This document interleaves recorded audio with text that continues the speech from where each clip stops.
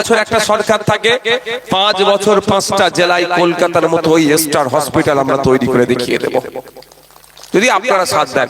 আপনারা না সাথ দিলে পারবো না।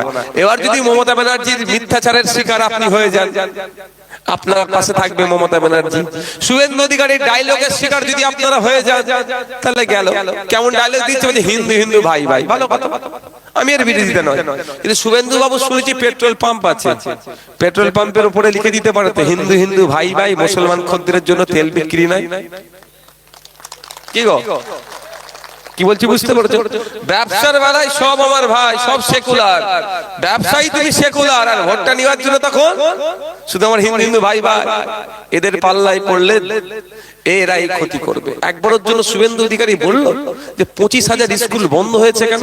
সেই 25,000 স্কুলটা কোথায়? যেখানে দলিতরা বেশি থাকে, যেখানে আদিবাসীরা বেশি থাকে, যেখানে মুসলমানরা বেশি থাকে।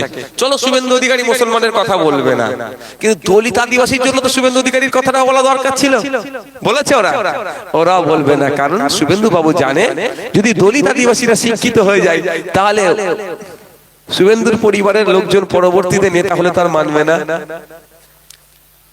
আর মমতা ব্যানার্জি ভালো করে জানে ওই স্কুল এখন থেকে বন্ধ করছে।